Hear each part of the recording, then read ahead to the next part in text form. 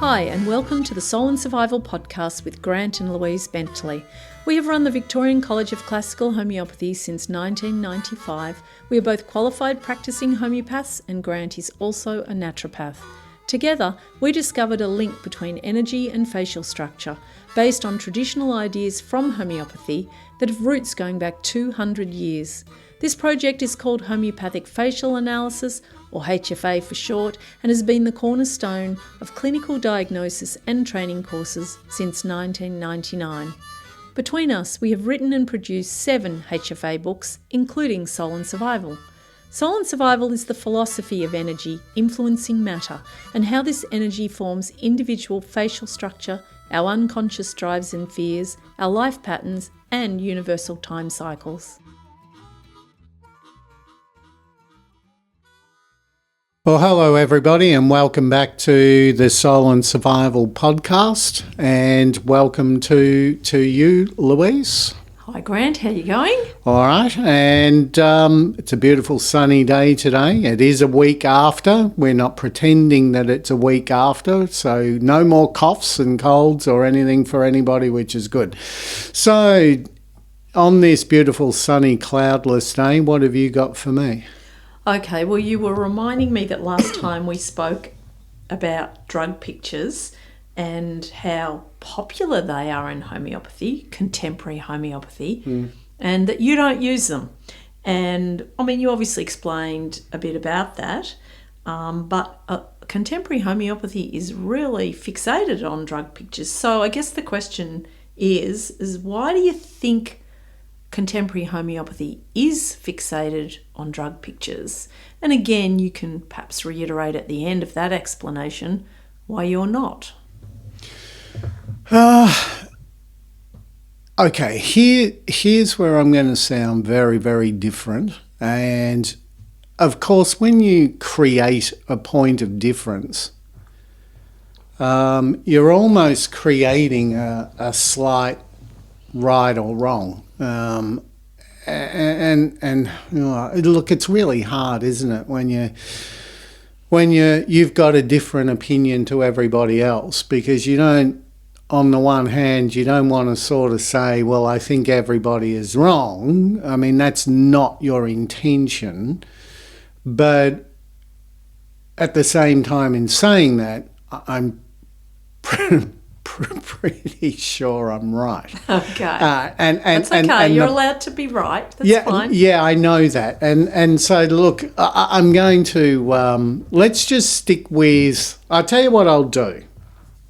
I think the easiest thing to do is just to maybe justify my opinion. Tell me what, I'll sort of say why I think this is going on, and people can make their own judgment, you know, because I don't want to sort of sit here and say, well, that's because I think they're wrong. And there's an evolution to it too, you know. And I'd like to add that it's more than just right and wrong.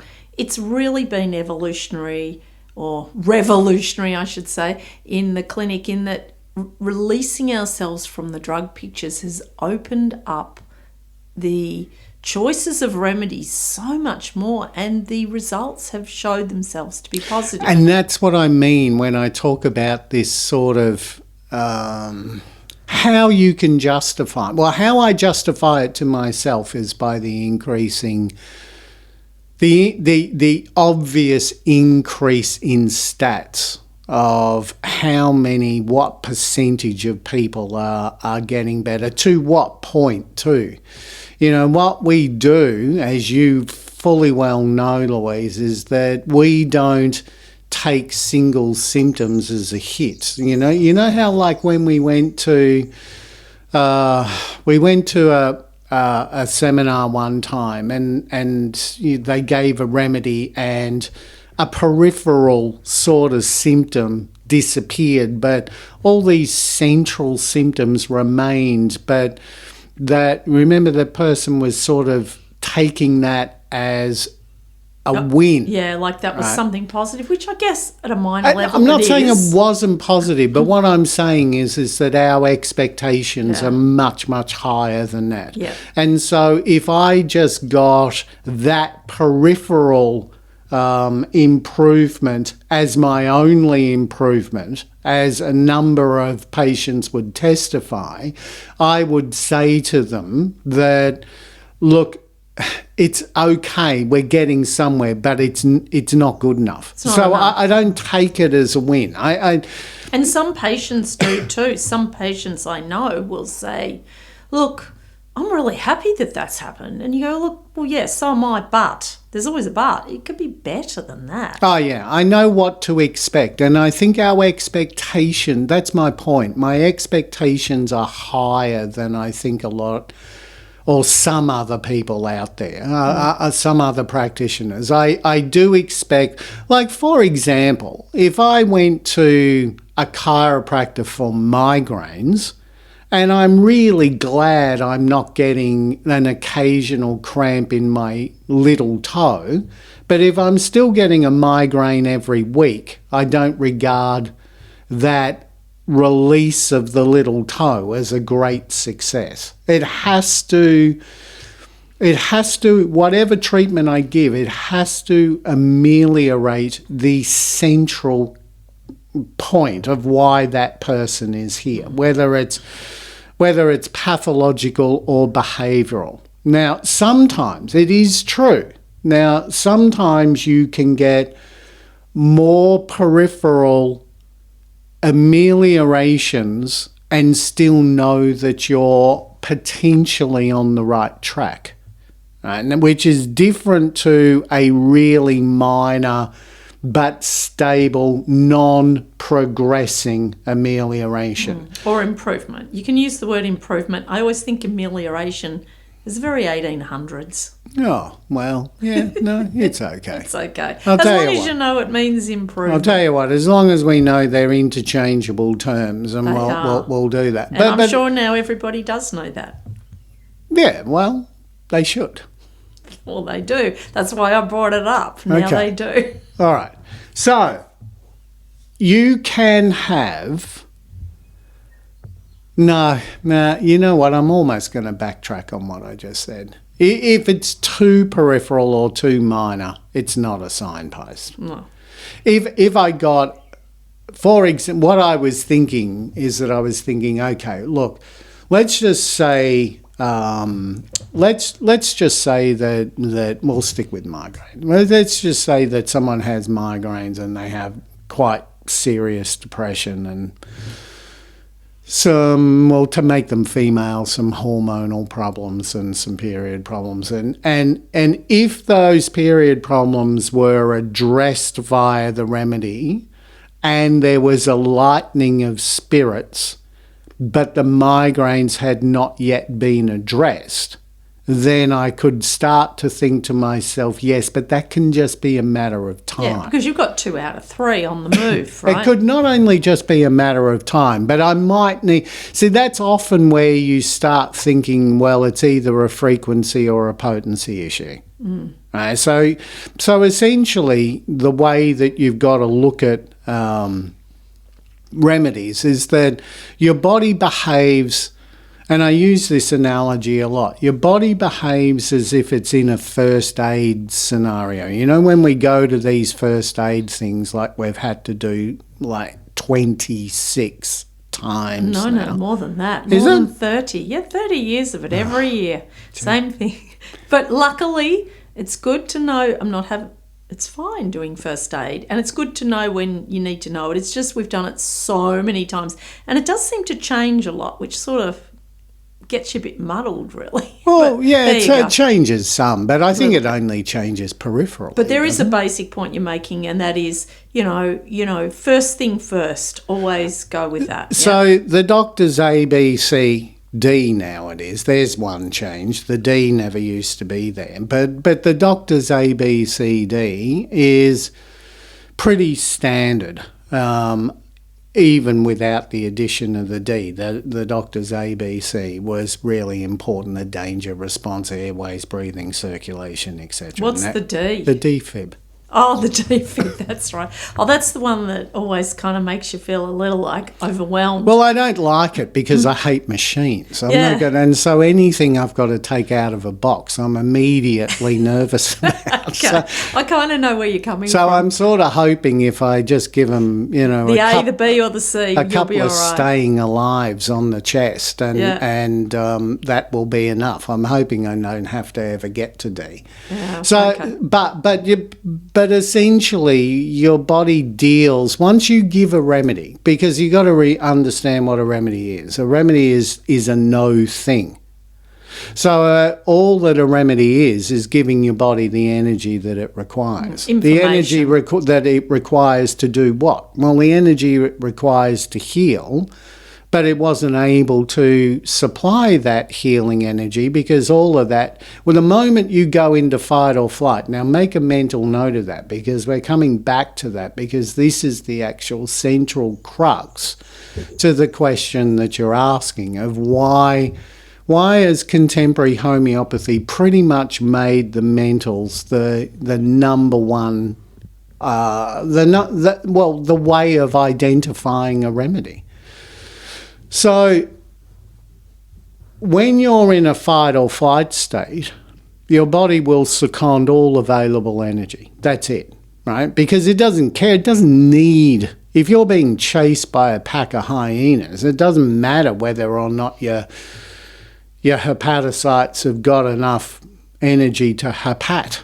I mean, it just makes no difference whatsoever. So all available energy goes into getting away from danger, and so the healing response is actually put on hold. Now, what many pandas' parents will testify is that after we start giving the right remedy, you see a very quick and rapid and strong maturation in their child. Not just in the fact that they are maturing at a behavioural level, but that they also start to grow. Their handwriting starts to improve. Their musculature takes on a more adult sort of display, and even their coordination starts to pick up. And that's simply because, and the bad side of that is that often when you get the right remedy, all these teeth that haven't been able to fall out suddenly all start falling out. And the bad part of that is that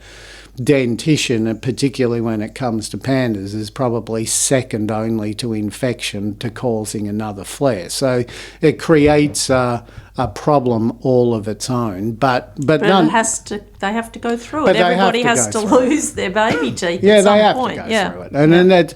And we just, look, that's just something that I've learned to work my way through. And, as long as you're forearmed with knowledge, and once you've got okay. a good remedy, you can support that dentition process too. Yeah, you can. Yeah, exactly. I mean, we can go on about that at some other stage too, if you wanted to. We could always have we could always have a little bit of a talk about potency and when to give it and so on. But anyway, for now, I've kind of gone off track. Okay, I'll take you back. So you're on. The original question was about why have drug pictures become so popular, and you then digress to the fight or flight response and the seconding of energy, and there is a link there, and I'm sure you'll be able to make. No, I remember because we were talking about giving a remedy, and you see a couple of good pathologies, strong pathologies, central pathologies start to improve, but maybe one or two being left behind. And then I went into that a remedy, once you've taken somebody out of fight or flight, all a remedy is doing now is supplying the energy that the body needs in order to be able to repair itself. Do you think it's also doing a second thing? I often say this to patients, it's just a kind of an analogy, but I do wonder if, as well as it being energy, self-energy, it's also information, like self-information that the body needs to be its best self. so that it can start to heal. Like there seems to be two components there. Yeah, to some degree they're one and the same thing though, in my mind. Okay. I mean, you can't have, that. well, because information is energy. It's just all that, yeah. In information can only be in energy form, and energy has to there has to be a receptacle to take in that energy. But doesn't it have to be the right information? Well, of course it has to be the right information. That's why you can't go into your pharmacy and pick anything off the shelf. So you can't just start with A. So there's two components. It's energy, but it's energy that has a communication component. Well, it's energy. Yes, it does. It communicates. It communicates at the same level, but it's got to be a self energy. Your body is divided, you versus the entire universe and everything in it, into just self and non-self. That's all it is. That's why I'm pretty sure that we're a soul in a human body, but what we are meant to be doing is having the experience of self.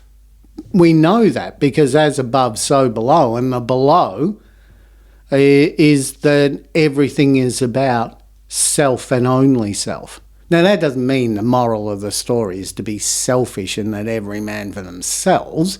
What it does do, though, is to experience life through your own eyes. Through what it is like to simply be an individual, and rather than part of the collective. And I'm sure that the collective is very, very nice, as most people who seem to have had near-death experiences seem to say, is that those that can remember what happened next all come back, well, mostly come back with really positive stories of love and inclusion. And all connected. But at the physical same time, life is not about that. No. Physical life is actually about exclusion and the learning of self. And we know that because every aspect of your body is divided into self and non-self.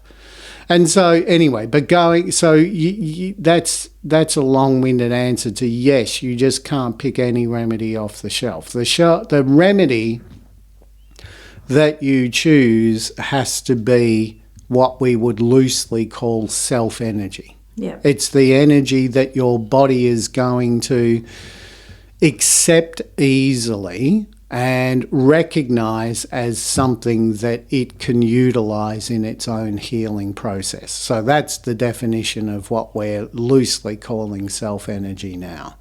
And that remedy has to be self-energy. So then the question becomes, well, how on earth do you find a remedy that's self-energy?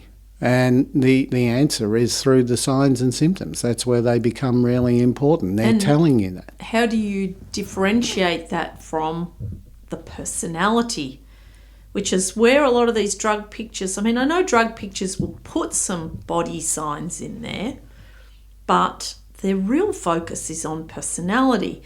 And that's useful. I'm going to get to that. So hold that thought. So we're giving the self energy, and now what your body does is that it does a first aid in your body, right? So it says what are the most important things that need to be done for the health of this person, and it's going to do those first. Now, if there is something major that's still not being addressed, that's when we know we have a frequency or a potency problem. We know we're on the right path. We know we've got the right self-energy because the other aspects, the other important pathologies are all starting to go on the mend and ameliorate. And so the ones that are left behind are just demonstrations that the body needs more of the energy in order to be able to get to those areas. It's running out of steam before it can get. It's going to deal with 1, 2, and 3, and 4, 5, and 6 might be still painful for you, but it's running out of steam before it can even get to that. So do you get it, say, with that number analogy, Do you find that you'll get a case where 1, meaning the most major symptom is only barely touched, but 2, 3 and 4 are really starting to move? Do you see it like that at times? You don't see it that commonly, really, but you can see it. Mm-hmm. So what you generally see is that 1 is addressed. Let's just take a worst case scenario, the most common worst case scenario, and I mean worst case scenario after getting the remedy right. I mean, obviously the worst case scenario is blundering in and getting it so wrong that you muck everything up. But thankfully after 30-something years, that rarely happens. Can you really muck everything up with the wrong remedy? I think you can if you're an idiot. Yeah, you can. If you keep it going. If you keep it going. Stop. If you give the wrong remedy, I think, because people get afraid, and I don't think they should be afraid of homeopathy. It's very easy going. If you get the wrong remedy and the patient didn't like it, you just stop it and move to another one. Look, start with 30s. Yeah. Just start with 30s. Start gentle and so it won't happen, I do repeated 30s and people go, oh, Hardeman said never, Anyway, look, you start with a 30C because with a 30C, if someone is ridiculously sensitive and they're going to be reactive to that, or you get it wrong and you upset the apple cart for a while, a 30C, when you look at energy, now again you gotta understand your system, right? I think there's sorry to say, but I think there's just too many people too many. They're mixing up medicine and homeopathy as being one and the same thing. Homeopathy is energy with a medical application. It's not a medicine as such that you need to antidote and what's this going to do and all that. It's an energy. It can't keep on going if it's going to burn out. So what you do when I give a remedy to someone is that I start with 30C because it's strong enough to be able to influence the body, but if I'm wrong, it's not going to sustain itself for a long period of time. It's just going to burn itself out. So after 24 to 48 hours, there's no 30C in your system anymore. So if somebody's aggravation, so to speak, is going on longer than that time, I start looking for other triggers because it won't be the remedy. Not after you've stopped. So sometimes it's the remedy and it's so easy. Like you do it all the time. You just, if you hear it from someone, and you do get some very sensitive patients, but as you said, if you get the miasm and the totality right, you don't really see the aggravations. No, you don't. And most of the time, can I just say, most of the time where people come in and they go, oh, they're absolutely dramatically worse, there's two reasons, most common reasons that this occurs is number one, the kid's getting sick or losing teeth, and it's just really poor timing. Yep. Number two, and here's where luckily I don't read any comments whatsoever because the comments will be negative, but the more a parent reads about the potential of aggravation, the more they look for it. When I have somebody who comes to me, now that's not to write off that it's not happening, but it happens a lot when, for example... You see what you're looking for. Yeah, you do. You do. Now, that's not kind of whitewashing me out of this. I can make mistakes or, I can misjudge the sensitivity of somebody and so on. So I'm not saying that it's all the parents' fault. But what I'm saying is that there is a small percentage that are looking for it. Mm-hmm. Now, but the larger percentage, now this is important, so before any keyboard warriors start writing down... Well, you're not going to see it anyway, so what does it matter? I'm not going to see it, but I don't know. Do you look at any... Never. We don't look at anything. All right. So the larger percentage, though, are going to happen with conditions like pandas. And the reason for that is because they're systemic conditions. Now, when you've got a systemic condition, it's going to overreact to everything until it's stable. Well, that's the problem in the first place. It's not that you've got a really sensitive kid. It's that you've got a really sick kid. With a very sensitive condition. The more you're reacting to these, the sicker you are. But having said that, I'm still going to add, because we often talk about aggravations, I guess it's just the human quality to focus more on the negative than the positive. But the positive in this is you get a good set of photos. And because I, in our clinical business, do the first analysis of the photos, I check them all for their quality. And when someone sends, as per our instructions, a really good set of photos, and you get the miasmatic analysis right first go, and you've got a nice totality, they've got a 50% chance of getting a good remedy. That's very high first go. Very good remedy first go. Doesn't mean they'll be well in 2 days, but they're on their way. Things are starting to look better, and you will move them toward that goal. But if you get a bad set of photos and you're really struggling, it could be between 3 miasmatic groups. Well, if you're giving a remedy in the wrong miasm, it might at best give some palliation for a while, but it's not going to last. But the reality is you get good data in, you get good outcomes, and the process works. So we do struggle with poor data. That is an issue for us as practitioners. Yeah, you're absolutely right. I think when you say that you can get improvement, I think that's an important point too, because people will sometimes say that, oh, well, if I take your method for account, but I've taken a remedy such as X and it was quite helpful for me, and X doesn't belong to the miasm that you put me in. But you can get some temporary relief, and you can even get some circumscribed relief, meaning that one particular pathology or one particular condition can be either eradicated or ameliorated by a remedy that is outside of your miasmatic group because it was still well repertorised. But if we go back right to almost square one of this conversation when we were talking about how our expectations for a remedy are pretty darn broad spectrum, meaning that we are trying to get that depression, those migraines and those arthritic pains all in one go.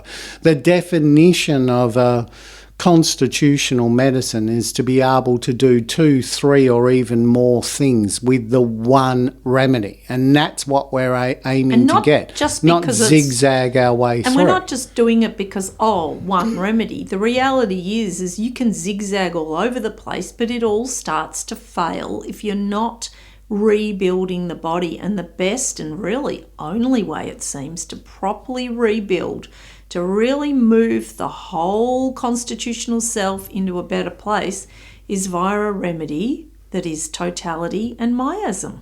Yeah, because... So why would you zigzag? Well, because you're giving self energy there, right? So when you say a statement like that, then all the other definitions now become self-evident of why that the constitutional becomes important. And you, like you said, why would you zigzag? Well, you will zigzag because you can't get the right one. Right? So it's an attempt. Zigzagging is the second best thing, and I've done it. I mean, I'm not saying that people, they're doing this because they don't get it. Sometimes you don't have the appropriate information. Sometimes the person's vital force is just too dull to be able to respond in any really significant way. There's a number of reasons, but it's the constitutional that we should always aim for. So that really, I'm going to pull you back to the beginning here. The important thing about that is choosing the constitutional. So this is where there's a huge amount of emphasis in homeopathic education on choosing that remedy. And it's very important because it is step one. But we're saying that the drug pictures are not helping you to choose that remedy. And now why, the two parts to the question. One was, why are they so popular? Why did they even come into existence? Why do they remain so popular? And two, why do you believe they're not as effective as they appear to be? Well, I'll go even further. If you're saying they're not helping, I would say they're absolutely hindering. Okay, so why? Tell us, explain that. We were looking for something. We being the homeopathic profession, post Hahnemann, right? We're looking for something where I'm a really big believer that you should do the trade, not the tricks of the trade. And I think that sometimes modern education is really not getting down to the nitty-gritty. It's trying to be too elaborate and just a little too smart for itself sometimes. You've really got to go back. You know, when we did our training, we were going through book after book after book. And yes, it could be pretty darn boring. But in the end, we know our stuff. So was that the helpful part, though? Going through all those books? Yeah, I mean, it gave us a good grounding. It does. No, I think it does. Yeah. But here's the thing that I think, because people ask this question and I do all the training and they ask, what books? And I say, look, we got a really good classical grounding, which was both sort of English and Indian based at the time. It was developed in the 1980s. We entered into it in the 90s. And it was really grounded. But here's the thing that people don't understand. A lot of those books contradicted one another. They sure and do. So what then happened is you, being the clear thinker you are, thought, well, why are they contradicting each other? Why does Kent say things that Hahnemann doesn't say? And why does this author, Testy or whatever, say this? And another one, Bonninghausen, says that. And there was a lot of contradiction. So we got all the classics equals tick. But the contradiction was difficult, and I think that's where the drug pictures developed out of that contradiction. It could very well be. One of the things, if you know classic homeopathic literature, just not modern homeopathic literature only, but you also know the classics, so you know where you've come from. Then you will realise that in classic homeopathic literature, they talk about the well-indicated remedy that failed to relieve. And they talk about this constantly, by the way. Which is why Hahnemann went to the miasm theory. Yeah, and even there with the miasm theory, and then you get, what was the name of that guy who wrote, gee whiz, it's off the... Anyway, it doesn't matter now. Have you got a topic in your head? He was writing about the miasm theory, and he talks about how a miasm, or a theory that tries to explain everything, explains nothing. And they're talking about Sora. How can all of these diseases be attributed to Sora? How can all of these diseases be attributed to psychosis and all? I forget. I'll tell you what, this makes me think. It's really interesting. If you were to do a perfect homeopathic course, I reckon you would do 5 years in the classics, or 4 or 3 or whatever, but quite a bit of time, like we did. And your whole purpose would be not only to read them, but to try and differentiate the differences, to really look at the contradictions. Then you would come to HFA, right? And then you would test that.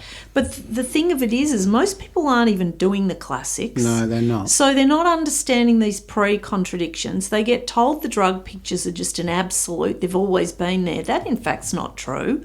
You read different authors, they have all different drug pictures for the same drug. Two Faces of Homeopathy, it was called. Oh, Anthony Campbell. Is it Anthony Campbell? Yeah, it's Anthony Campbell, and we did it in year 3. He was an English homeopath, I believe, I'm not sure when, but it was definitely, like 30s, 40s, 50s, something like that. He was a bit more contemporary.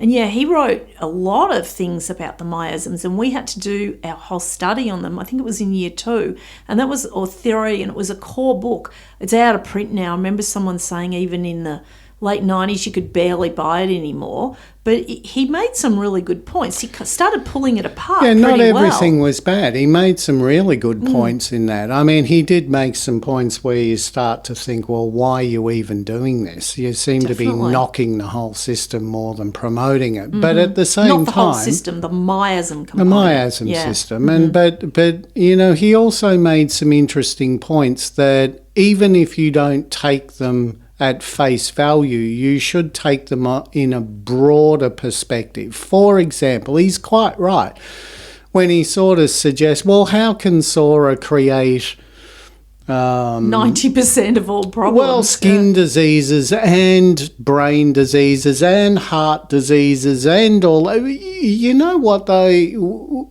It can, even though I don't believe in the model all that much. But, the old model, yeah. Yeah, that old model all that much. But it can be explained away but you need a question like that for you to be able to think about, well, how can it? How can it do that? But what the mistake is, I think, when you talk about a variety of different pathologies being attributed to a particular miasm, is that people are doing direct cause and effect. Right? So Sora creates brain disease. Well, how could Sora create brain disease and skin disease? That doesn't seem logical. Why? How does it do? Because you're still looking at it from an almost Pasteurian eyes. Yeah, you're getting back into materialism instead of using energy. Well, you can use material pathology to explain it still, you know, which sounds like a complete waste of time because in the end I'm not even sure it's even true. But let's just say, just at this point, you can still explain it. Because if you look at, say, something like metabolic syndrome... I was going to say inflammation causes dementia, cancer, you can go stroke, heart. Anywhere between... Look, one thing. Not the whole cholesterol trip, because that cholesterol trip has been wrong right from the beginning. But if you, not that it's there in inflamed blood vessels, it clearly is, but it's not it that causes the inflammation. If you really want to bring something down to its root form, like a Sora, well, then you've got sugar, right? So sugar inflames the vessels contract. Those vessels then don't pour enough blood into vital areas, and so all of these vital areas simultaneously can start breaking down. So all of a sudden, yes, you can have skin diseases and you can have poor memory and you can have some behavioural changes and your kidneys can start to go, and it can all be attributed to Sora in exactly the same way as it can all be attributed to sugar. But also, again, with your model or the miasmatic models at all, so can the tubercular miasm, so can the syphilitic miasm, so can the psychotic. That's right, and that's why I've always said, though, that pathology is not your indicator. And even Bonninghausen, right at the beginning of the miasms, said that miasms are pathology is a poor indicator of the miasm. So everybody knew there was something in it, but it wasn't clear. That's what you're kind of trying to say. It's not... A miasm is not not the pathology that's being caused, but how your body is going about trying to heal it. And that's what it is. 7 different... That's why it's important to double up on it, mate. Don't double up on what's causing the problem, right? So it's the healing response. If a punch in the face is causing your headache, 2 punches in the face is not going to help. No. Right? So it's not about the pathology. It's about how your body is going about trying to heal and stabilise that pathology. So if you use that analogy, when you're punched in the face once, what your body does is it sends all this immune factor and, maybe clotting for bruising, for clearing the whole area, like it's trying to help. And that's what arnica does. It comes in and doubles up on that help, right? So... Okay, I'm still going to get you to try to go back to the drug pictures just in their own right. No miasms, nothing else, no history, maybe a bit of history if you want. But these drug pictures are a real problem because patients write and go, why are you giving, little Billy mercury because he's not homicidal or suicidal or whatever.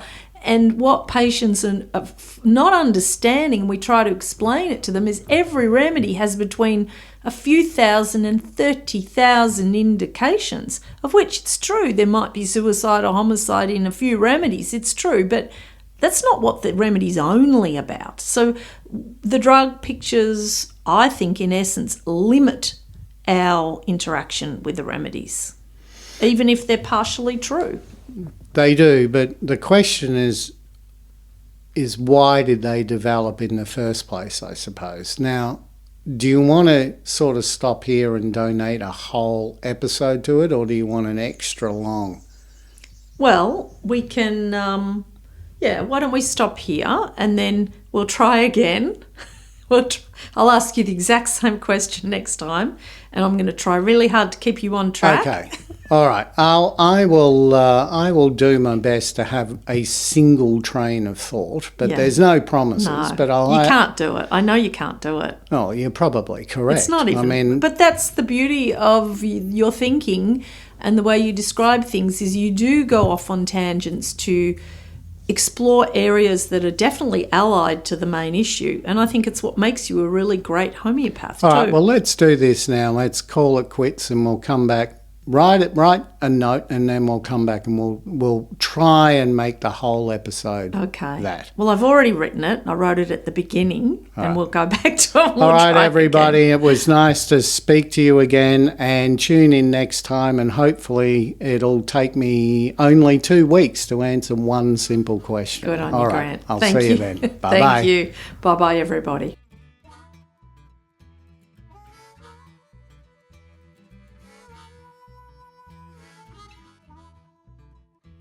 Thanks for listening to Soul and Survival. If you are interested in more information, books, courses, consultations, learning more about facial analysis or life themes, please visit our college site, Victorian College of Classical Homeopathy, vcch.org.